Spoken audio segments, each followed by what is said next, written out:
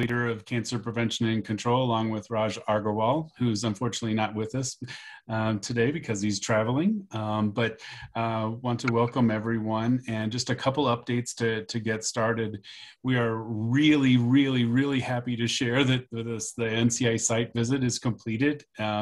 We did that yesterday and everything went well, and we will be reporting back to everyone in about a month or so with regard to feedback on the program and the Cancer Center, to keep everyone updated on that.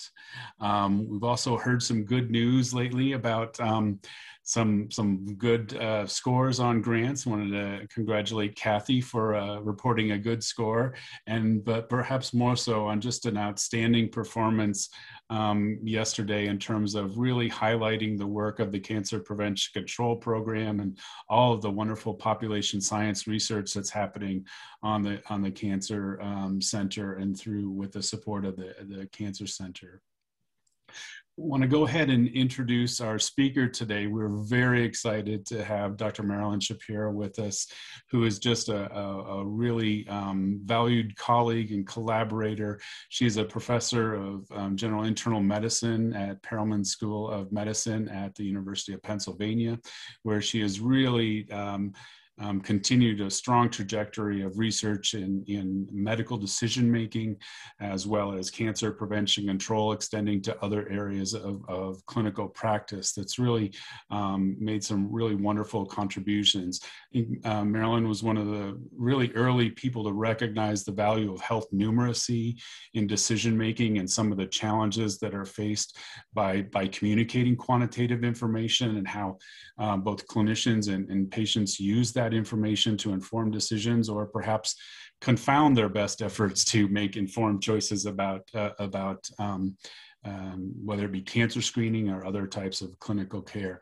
But Dr. Schapira has a really wonderful track record and outstanding, a really amazing heterogeneous training experience from many stops at places like Emory and Duke and Michigan. Her MD is actually from the University of Michigan, along with her MPH from the University of Michigan School of Public Health. But she has now been at Penn for 10 years now, and continues to do really cutting edge research that really can inform the work that we do here in Colorado. Marilyn is also so highly respected. She served as president of the Society for Medical Decision Making. And without any further ado, let's turn it over to Marilyn and let her share her thoughts on preference assessment methods in cancer care. Okay, well, thank you very much, Jamie, for that lovely introduction. And I want to thank you and the Cancer Prevention and Control Program for inviting me to give this talk. I'm really honored to give this talk. And your university and your program are so highly regarded. I've had the pleasure of working with Laura Scher on a grant recently, so I'm in touch with people from Colorado and enjoying part of all of the resources your program has to offer. So thank you again for inviting me. And I've been looking forward to this talk, and the chance to be with all of you. In terms of disclosures, I do have a VA HSR&D Merit Award and some of the examples I'll be talking about today are from that work. So I wanted to talk with you about the area of value and preference assessment in medical decision-making. And I think that this is an important area for research in cancer prevention and control, because really value assessment is so important across the spectrum of cancer care. You know, from prevention to screening to treatment to surveillance, and to the decisions we make about how to put our cancer programs together and health policy as well. So there's so many opportunities for strong research in this area for members of cancer control programs. And I know much of that work is being done.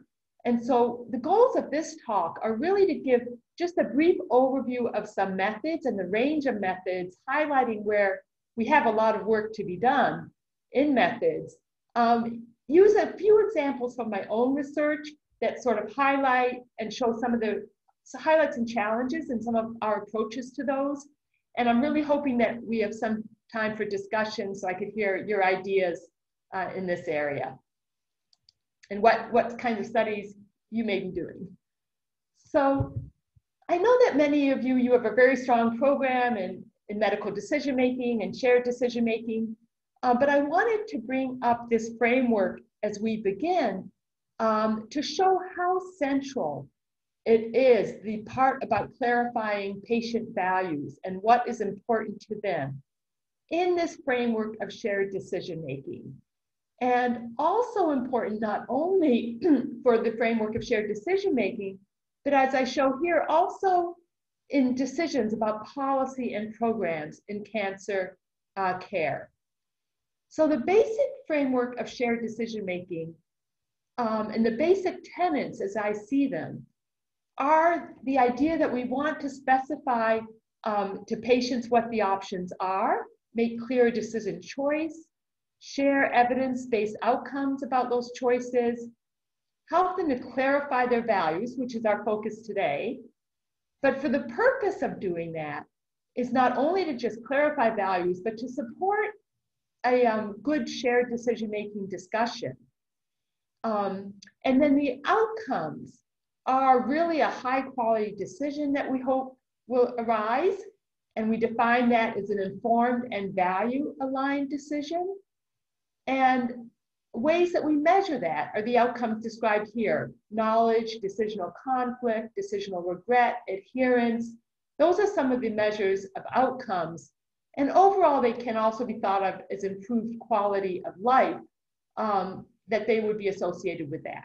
And so this is the overall framework, and we're really going to focus on the methods of clarifying values. But it's important to think about, what we're using those outcomes for as we think about what methods to use for what questions. And so this slide really brings us to the range of questions where we really are focusing on value assessment. In a way, it's any question in medicine. But in particular, we emphasize those that are decisions of equipoise, where there's more than one valid alternative, be it a policy, a program, how a program is organized, or a particular medical decision. And these are examples where this work has been done, prostate cancer treatment, when surgical radiation therapies or active surveillance are all reasonable options, decisions about breast cancer screening, be they when to initiate or the screening interval, lung cancer screening, where we have to weigh benefits and harms. But there's other types of decisions too.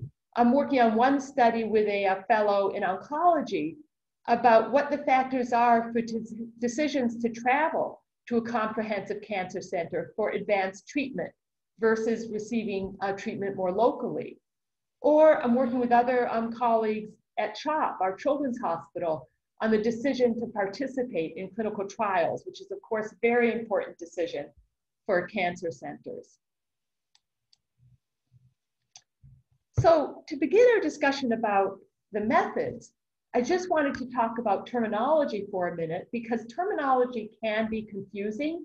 There's a lot of terms used with overlapping definitions, but some of the terms are noted here. The term values is really defined as the extent to which decision attributes, aspects of a decision matter to an individual making that decision. And then the term value clarification is really a process of sorting out, helping the patient to determine what matters to them.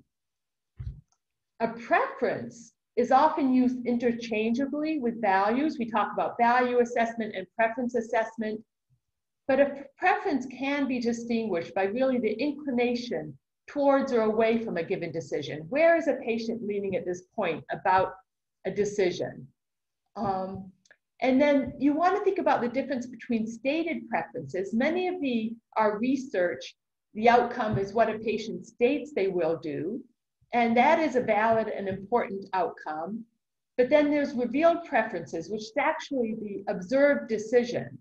And that may differ from what they intend or state they think they will do.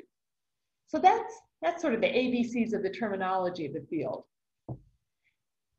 And similarly here, in terms of the methods, there are many methods to formally and in a structured, sort of validated way, figure out what is important to a patient and what their preferences are, or a policymaker or others.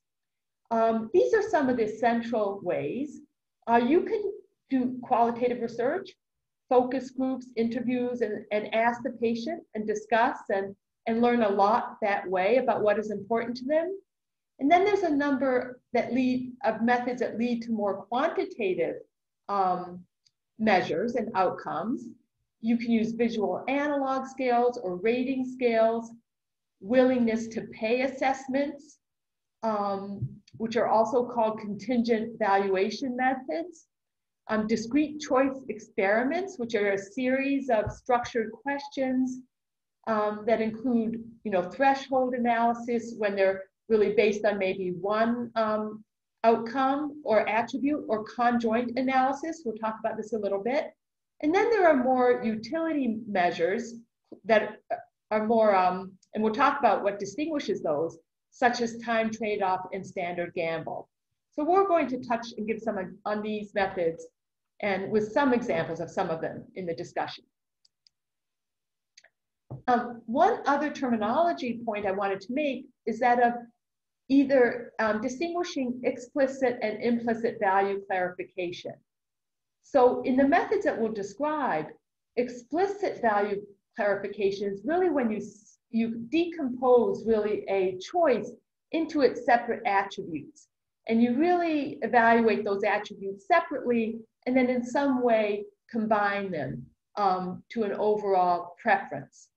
And an implicit approach is more when this sort of summary description of a health state or a treatment is presented to a decision maker, and they implicitly, in some intuitive way, combine this information and come to some sense of their preference or value. So there's a lot of methods work to be done in this field, and that's why it's good to be talking to this group. Although many methods have been, there's rich literature on these methods, there's many open questions. We need to increase methods to make it feasible and acceptable to evaluate value in the clinical setting. There are time constraints and technology constraints. We want to improve the decision-making quality by helping patients construct their values, figure out their values better. But not only that, but doing it in a way where we could also communicate that to the provider and support a shared decision-making process. And then we want to increase the validity of these methods. What attributes are we studying? Are they the correct ones, the most important ones for a decision? How do we describe those clearly to the patient so they can, or decision makers so they can weigh them? And then importantly, how can we validate that the studies we do where the outcome is stated preferences, that there is some association with the eventual real world decisions? And that validation process there's not that many studies where these are validated with real world decisions. So that's very important too. So lots of work to be done. Okay, that was sort of, an overview. And I want to move now to give a couple of examples of work that I've done in parts of this field, some of the challenges we faced and some of the findings that we've made. So first, I want to talk about some work I did that used narrative stories to help clarify values as part of a breast cancer screening, a decision aid that we developed and evaluated. So this is the name of the publication from this work, which evaluated the impact of a risk-based breast cancer screening decision aid on the initiation of mammography, choices of when to initiate mammography among younger women. Now, the goal in the development of this decision aid, or in this study, was to see if this decision aid could lead to risk-based choices of the age to initiate breast cancer screening in this younger population. So what we were really looking for is a population level shift in that those at higher risk within this younger cohort would be more likely to, and those at lower risk would be less likely to choose to initiate breast cancer screening at an early age. So to that end, we developed a decision aid that had these features. It gave the woman both individualized risk, but also comparative risk to other women her age of average, and also to women age 50 years and older, where there was a stronger recommendation that they should have annual or biannual screening. We decided to use an implicit valuation elicitation approach using patient narratives or stories. And we also, in this decision aid, had a summary page for providers or patients that would help to convey what was to the provider, what was most important to them when making their decision. The patient narratives themselves were designed to have stories that were used to help engage patients with the risk information, to make the risk information more real to them, more salient, and also to model risk-based deliberation and decision-making. And their efficacy of this approach had been supported with some web-based panels to pilot test these types of vignettes and stories that we developed together with the other information in the decision aid. So that was our approach. And just to give you an idea for the look and the feel of the decision aid, you know, it had an introduction, some introductory pages that outlined the decision and made the point that this was an individual decision, and we would try to provide information that would help them to make this decision. And among the several pages of the decision aid, here you have an illustration of the type of risk-based information we presented that was individualized based on the Gale model, and the type of approach to show comparative risk. And here it's between this particular woman who had a higher risk, 27 out of 1,000, compared to the average risk for women her age. And I wanted to emphasize here the types of stories that we developed, or vignettes, to help with this value clarification process. So in this case, it's called Jennifer's Story, and they saw 3 different vignettes that talks of, it's a narrative in print where Jennifer's a woman in her 40s. She learned that her risk was 26 out of 1,000. It was higher than the average woman her age, and as high as a woman 50 years and older. So it's in a sense summarizing the information we showed to the user of this decision aid. And it sort of summarizes this information, and it has Jennifer thinking about it and saying she's trying to figure out when she should start, and she's weighing both sides. And after considering her options, she decides to proceed because her risk is higher than average. So it's really modeling that type of risk-based decision-making we were hoping this would lead to.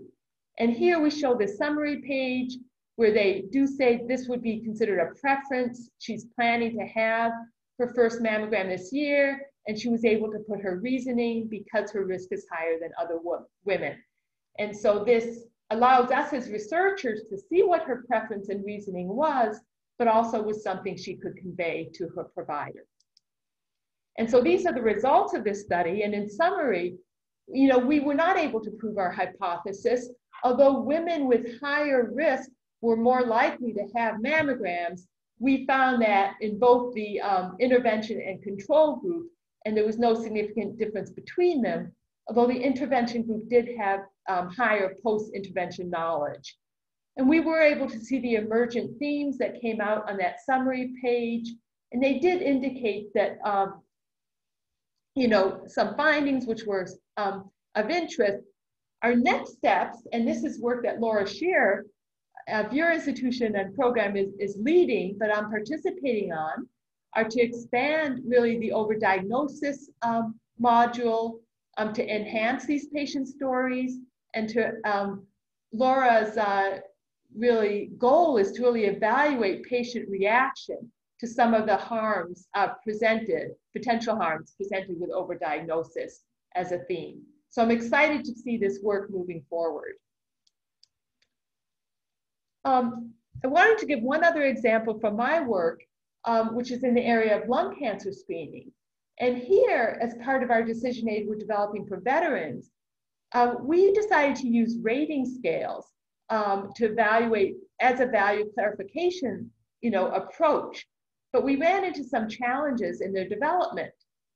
And I want to highlight those here. It's really not that easy to develop rating scales that are really valid in their approach for a number of reasons that I want to illustrate here. So this is a very simple type of rating scale that's used to assess importance of attributes. And it might ask a question such as, when considering to have lung cancer screening, how important are the following outcomes to you? From not at all to extremely important. And here on the left, you would list the attributes of lung cancer associated with lung cancer screening. Some of them are listed here. You can have a false positive test. You might have an incidental finding. There's a risk of radiation exposure, risk of overdiagnosis, the need to travel, and the cost. Okay, well, what are some of the challenges in this type of scale? First of all, there may be ambivalence in valence, or it may be ambiguous, the valence of how a patient is thinking about that attribute. So you may ask, how important is it to you that you might have a false positive? But you don't know if they're considering that a benefit or a harm. Secondly, there can be cognitive demands in certain ways the question is asked. So for example, you might ask, how does the risk of a false positive test impact your decision to have lung cancer screening, making it much less likely to much more likely? Where here, the advantage is the link to the decision is clear. But the question can be confusing because it could lead to a double negative. A risk of a false positive makes it less likely that I'll have it, and so on. Another approach that we considered was the question, how concerning are the following potential harms to you as you consider lung cancer screening? And for example, experiencing a false positive. And the answers can range from not at all to extremely concerning. Now here, the valence is specified in the stem of the question because we're labeling it as concerning. It also serves to sort of counteract a screening enthusiasm bias by indicating that yes, some outcomes of cancer, of the screening process can be concerning. We also found it to be more intuitive and consistent, more consistent responses in our pilot testing. But it also has limitations because it presents this with a negative framing bias that this is a concern, and it limits the ability to respond positively if the patient thinks, for example, that false benefits or false positives are a benefit. So realizing some of these challenges, we conducted a study, and this is the publication recently from this study, to see if there was a discordance between the patients and medical experts' evaluation of these attributes as harms versus benefits. And our goal in this study was to explore whether patients conceptualize benefits and harms in a way that's concordant or not with medical experts. And we really wanted to do it to inform the design of how we ask this question in our value assessment within our decision tool. So we enrolled a sample of veterans who were in primary care and eligible for lung cancer screening in Philadelphia and West Haven VAs.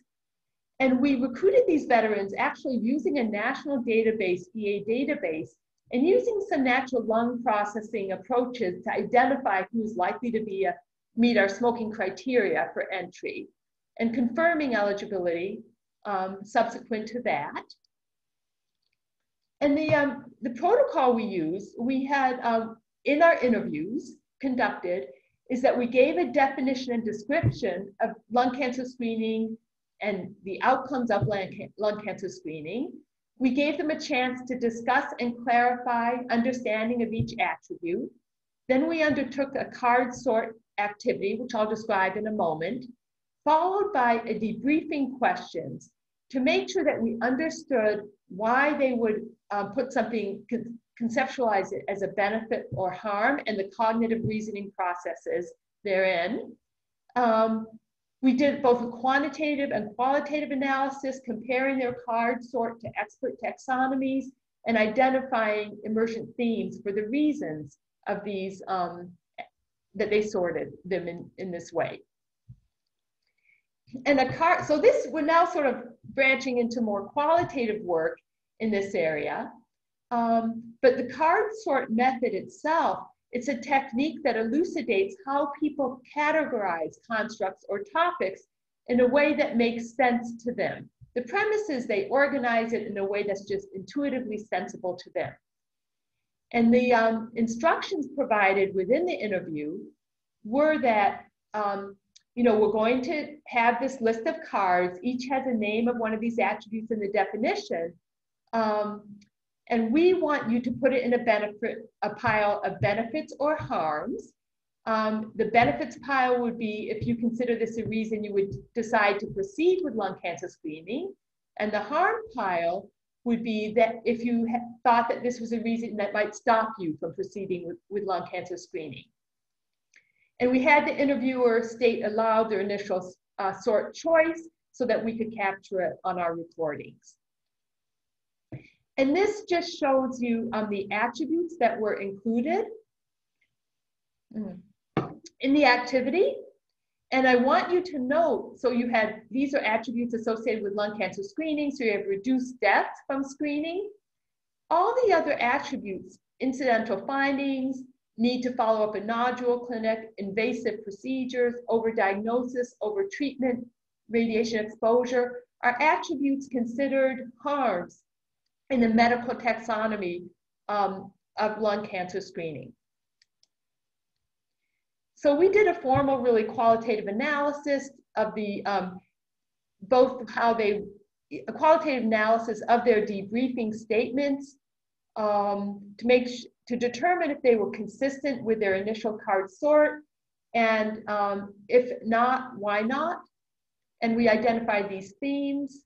We had 2 independent coders and resolved any conflicts in that analysis, because the analysis was not that simple. We were trying to, you know, really understand if their reasons for sorting were concordant or not with their sort and why. Our study population, I want to just show you the results of this study. There were 23 interviews, primarily male because it was a VA population, most of them non-Hispanic Black, and their age and smoking history, as you can see, matches really a target population for lung cancer screening.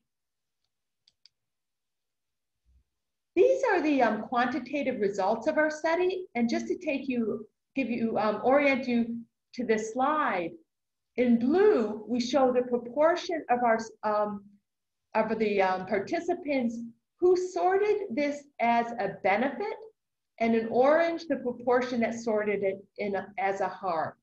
So what you can see here, as expected, almost 95% or so or more sorted the reduction in deaths as a benefit, as expected, but we also found the majority sorted the need for repeat screening, routine screening, significant incidental findings, attending nodule clinic, invasive procedures, those as benefits as well. And there was also a significant minority of those who sorted overdiagnosis, false positives, and overtreatment, and even 1 or 2 as radiation exposure as a benefit.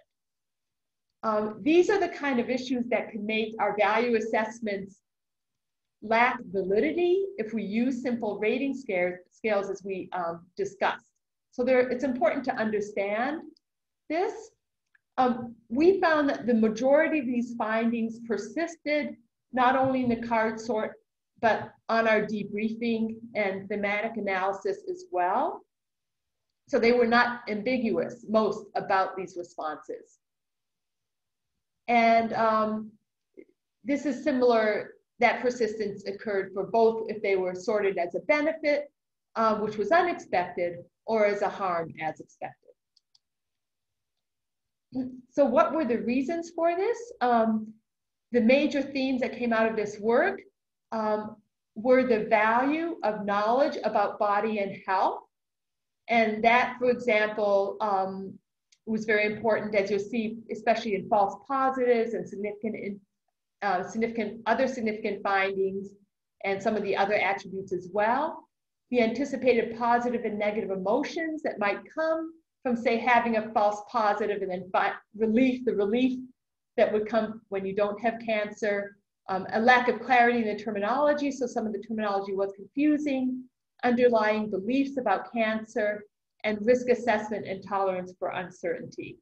And I'm not going to go into depth because of time for all of these, but I thought I would show one example of the type of data that supported these themes. So our first theme about the importance of value of knowledge about body and health. Here are two examples. This first example, the participants sorted overdiagnosis as a benefit because they said, I'd rather know what's going on. Even if it don't cause nothing, at least I know what's happening, because down the line, something happens. So he was very unambiguous. This is a good thing. But a second participant sorted it as a harm, equally not ambiguous.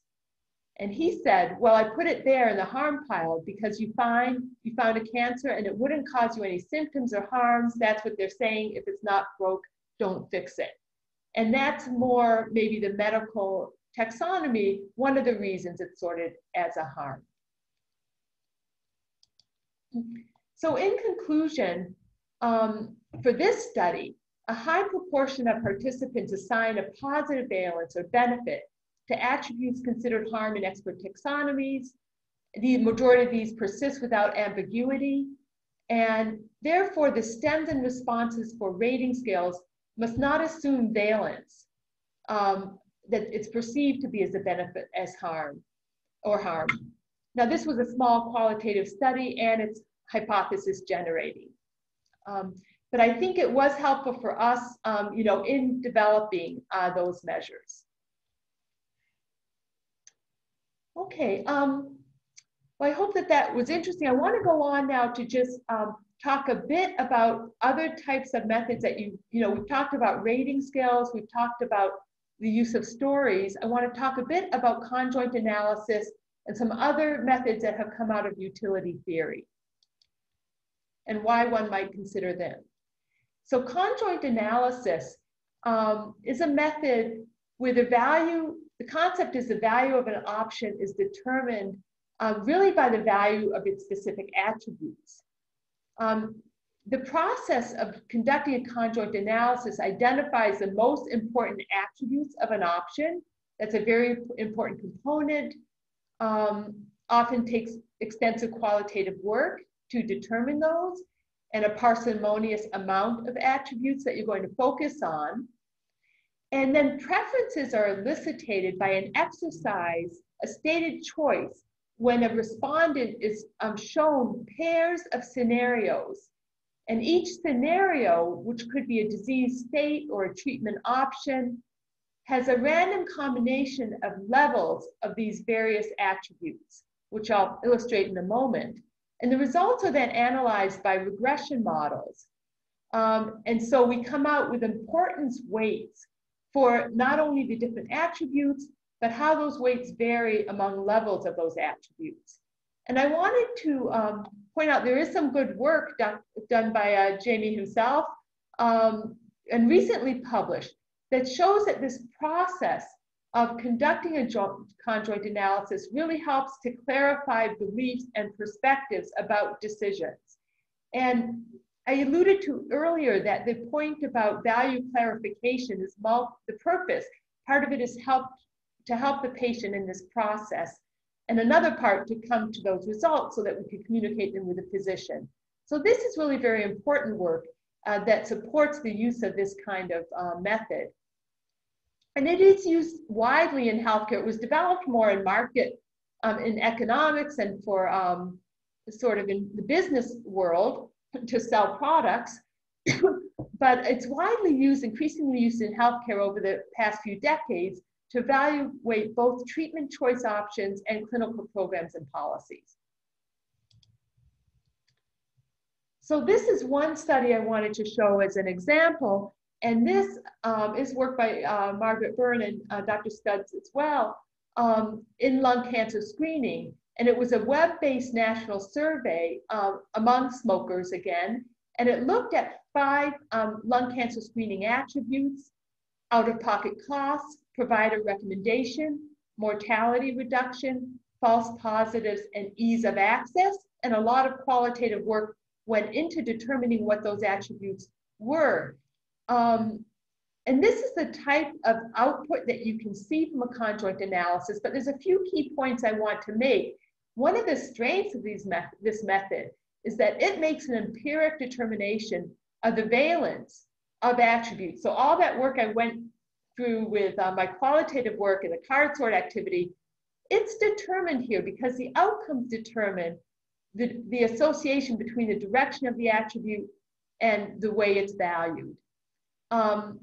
Their summary here was that out-of-pocket costs was really of greater value and greater importance than even mortality reduction or false positive rates as outcomes. And so you could see here, just to show one example, you can see that cost has a negative valence because the higher the cost, the lower the value. As it goes from $50, with it has a high valence number, up to 500, the valence term, the importance weight moves from a strongly positive to a strongly negative value. So that is a benefit of this. And you can see here the different levels that were tested. For instance, cost at $500, $275, and $50. So these are some of the strengths of this method that I wanted to highlight. And it's really a very interesting method that can be used in a lot of different contexts. Now, finally, I wanted to talk briefly about utility measurement theory. This theory informs a lot of work in preference assessment, and specifically when we want to come up with utility or other methods that can be used quantitatively in decision analyses, cost effectiveness analyses, and modeling. But it's also a method that has been used in individual decision making. Now, this method was developed by John von Neumann, a mathematician, and Oscar Morgenstern, an economist, who developed game theory. And it's based on a decision-making theory, expected utility theory, which is a rational decision-making, a theory that assumes a rational decision-making process, and also highlights that decision-making is under conditions of uncertainty. And the uncertainty is a natural fit for medical decision-making because it's based on biological processes, and there's a lot of uncertainty in our outcomes. So utility itself is a measure of either individual or group preference for a particular health condition. But in this type of method, it must be meet conditions of uncertainty and also conditions of strict constraints, so that trade-offs between different attributes must be part of the method. So we just talked about conjoint analysis, and that does meet some of the tenets of utility theory because it does require trade-offs in choices made between scenarios. But two other key methods, common methods, are the time trade-off method and the standard gamble method. So I just wanted to make sure people are aware of this, and you may have used these methods. So the time trade-off method is when respondents make decisions about how much time or life expectancy, or they're asked to make decisions about trading off life expectancy to gain a healthier state for a shorter time period. And it's an iterative process of presenting a series of choices until the respondent becomes indifferent to the choice. of trading, maybe of living a shorter amount of time in a healthier state. For example, if a respondent is asked to choose 10 years in perfect health or 7 years in a lesser health state, and when asked that decision, if they're indifferent to that decision at that cutoff point, then their utility would be calculated as a 7 out of 10 or utility of 70%. So it's really an iterative process of coming to that point of indifference in that comparison. Because it's requiring this type of trade-off, it meets one of the tenets of utility theory, but some of the limitations are that people may undervalue time at the end of life, so time discounting, and also some may find it ethically unacceptable to trade length of life. I've used this method, and it does intuitively make sense for some medical conditions and some medical decisions. So that can be a benefit of the method.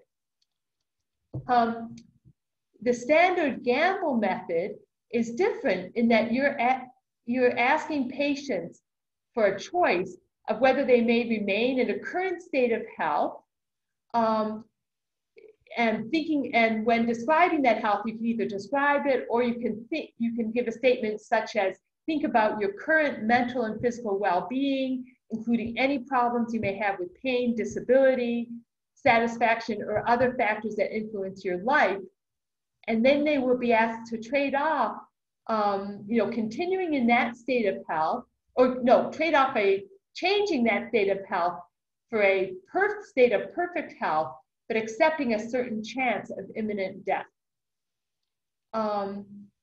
This meets both tenets of expected utility theory because they're having to make a trade-off, and there's also uncertainty involved. And in a similar process, you iteratively vary these probabilities until the patient comes to or decision maker comes to a decision about that there's no difference to the choice.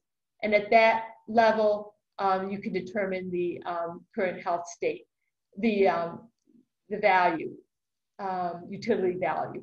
So for instance, if a person is willing to take a 35% chance of dying in order to change their current health state to perfect health, their utility is 65% or 0.65. And utility, that is really a very low utility.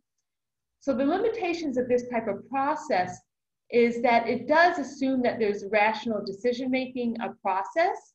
It can be cognitively demanding, and patients may be risk averse or deny the whole premise of gambling. There's also a ceiling effect that can reduce the sensitivity of these utilities to small differences. So in summary, value clarification is a very important aspect of medical decision-making in cancer and prevention control research and in policy research as well. There's a wide range of methods available with a choice of those methods really based on your question. It's based on feasibility, the face validity of that question of that method for your question of interest, and the goals of your study. And that, as mentioned, I guess a few times, I think this type of research is very relevant for policy decision-making, for healthcare organization, and for health policy. So I think there are opportunities for many of our trainees, for many of us, to expand research in this area and really move the area forward. So with that, I'd like to really just thank you for your attention, stop sharing my screen, and hope for some discussion. I would love to discuss your experience in using any of these methods, how you might envision using them in your work, and hear your thoughts on the value of these various approaches. Thanks, Marilyn. Really appreciate that overview and the highlighting of some of the things. And I just wanted to share with you that I absolutely love the card sorting study. I've been a huge fan of that since hearing about it. I think I'll cite it in probably every lung cancer screening paper I write for at least the next 5 to 10 years, because it really does such a nice job of highlighting that we cannot be in the heads of our patients and think and assume that we know how they view the situation, and particularly in a complex thing that's so new like lung cancer screening. And I just think that's, you know, marvelous work that I think will have a lot of impact in hopefully designers of decision aids, and hopefully we can knock down the crew in the lung cancer screening context that continues to see shared decision making as a barrier to implementation, you know, instead of an asset in helping people make informed choices. But I wanted to ask a question about some of your experience with the conjoint, because I'm enamored with it for a variety of reasons, but the concern that I have is it can be so time consuming. Even though I think it gives us good answers, its own trade-off in terms of, you know, whether folks are willing to do those types of procedures to help them make choices that we think are really complicated, but maybe they're not willing to allocate the time to it. And just wanted to see what your thoughts are on the utility of that in actual outside of the research context and in clinical implementation settings. You know, I agree with you. I have a couple of experiences. In my own study, the lung cancer screening study and development of the decision aid, we decided in pilot testing that the rating scales were just so much more acceptable to patients and more feasible. As we all know, in shared decision-making, time is so important.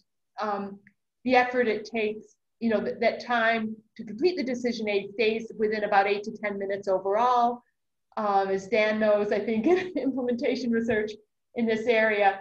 So we did, although I had piloted a conjoint and had planned when I wrote that grant to do a conjoint in my decision aid, a best worst case scenario conjoint was another conjoint method. I decided not to for feasibility reasons. That being said, I have a colleague that developed a conjoint analysis for prostate cancer for veterans. And it was tested, it was a PCORI study. And we had a veteran population and non-veteran population. The intervention was not a full decision aid, but a conjoint analysis to help construct values for the patients. And it improved satisfaction with care. In that population, it was really well received. And he is going on to study it more broadly.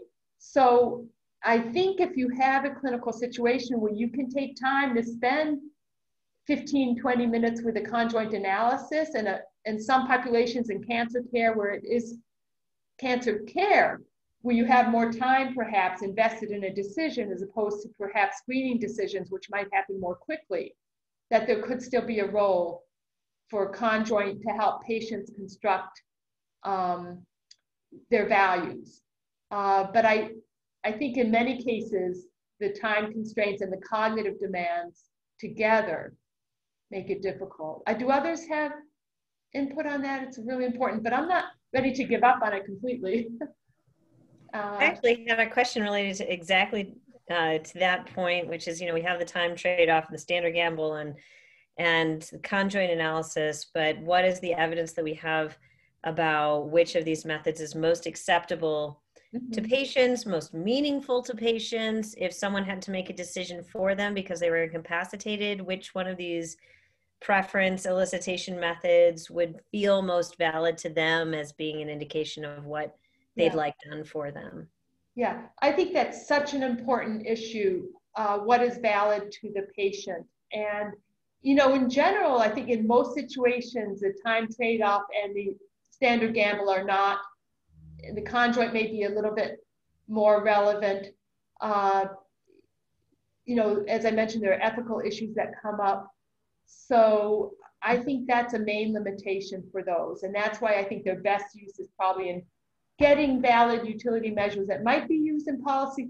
I mean, in terms of validity, it depends on the purpose of the study, right? So I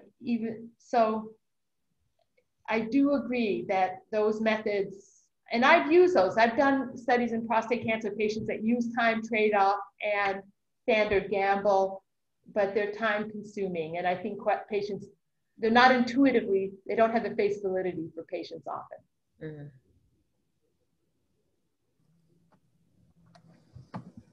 Dan, I think a question. I jump in? Yeah, I could probably talk to you for a long time about this. This was a great talk. I'm sorry I was a little late. I had 2 competing meetings. I needed to get out of the other one in order to come to this one. I like Jamie. I really like the card sort thing. So I have one quick question and then one quick comment. So the quick question is on the radiation piece. In the decision aid I've been working on with, we just framed the radiation as a positive, saying that radiation is actually quite low, because that's what came up with our patient stakeholder group. And it also helped us balance the two, because it looked like one benefit and all these risks. And so by moving it over, balance it just to make it look better. And that was an interesting thing. But I wonder if the people in those people that called radiation a benefit were thinking of it as low radiation. I don't know if anything came out with the qualitative there on that. I mean, I think that's fascinating. I think radiation is one of the most fascinating issues to deal with. And in fact, some patients did respond in our debriefing. It is positive because it is small. And we gave them the quantitative risks of radiation. We very carefully gave them how many out of 10,000 would have a radiation-induced cancer in 10 years. It's small, but it's measurable. So there are some that the reasons they said it was a benefit is that it's small. On the other hand, there are some who felt very strongly it was a harm. Personally, that had been exposed to radiation. These were veterans, they had exposures they were concerned about. But I think the question about, there's no way to remove all bias from how you present these, as you know. And so to what degree should you frame them as harm or benefit? To begin with, are you trying to de-bias them in a way by framing as a harm? Is a question to answer. But, I think that one thing I found in some of the literature I reviewed, and I may have referenced it in the paper, is that the term harm itself is perhaps not a good term because, and this was, I think, some work out of Australia, a lot of people associate harm to maleficence, an intended harm, and not necessarily a natural outcome. So that's another issue with these actual terms. But yes, similarly, the radiation risk is low, the benefit is also low. And the one person that said reduced death is not a benefit said because it's so low. Yeah, there you go. So yeah, there's a little bit of give and take there. So yeah. I think that, that's an innovative approach that you have and very, very interesting. But I agree, it just shows we can't really make the assumptions about how people are framing them. And, I don't know there's a right answer, except to be explicit about how you're presenting it. Yeah, well, and one of the things I enjoyed the most about listening to your talk, it was just reaffirming on the struggle here. Because as I've done more like consulting work on other grants, helping people, this is like the biggest question. How am I supposed to do values clarification? And I come back, I'm like, well, we don't really know. There's lots of ways that we do it. Some are more easily implemented. I mean, I've avoided some of those quantitative techniques simply because I can't imagine walking into an ICU or an ER and having, and so from an implementation perspective, I've avoided those. I like the narratives and imagine futures for lots of reasons, and patients do. But boy, some comparative work among these methods with like the trade-offs, both in how effective they are and how easy they are to implement. It's just, we almost like need a table in the decision sciences of ease to implement and how effective. Yeah, I agree. You know, there have been comparative studies and they definitely will give you different answers. That's no doubt.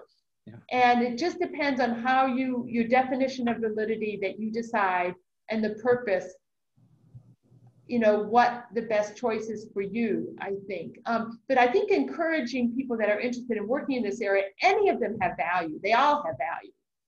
And so, you know, not to feel you need to use the most complex ones or the ones to get it, you know, they all have their own value. So it is a difficult choice. But one of the things with the conjoint, I think, in my experience, that using them in a clinical setting would probably drive most people crazy, whether even if it was in the clinic room beforehand. However, I think that there's a really interesting space for those individuals who remain ambivalent after a shared decision-making consultation. We're never going to have enough time for those ambivalent patients to really sort through things, but a conjoint exercise could be really appropriate for that setting for someone who is engaged, but yet not really clear enough. And I appreciate the fact that you included that citation from Margaret's in my work, really highlighting the value of the conjoint as a processing task.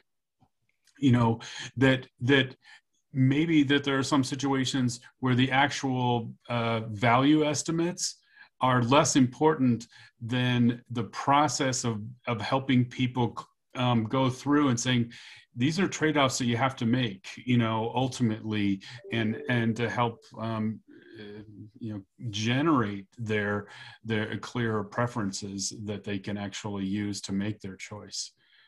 I think that's a great point, and similar to what Dr. Jaya Petty, who I mentioned was doing the prostate cancer work with Conjoint, found.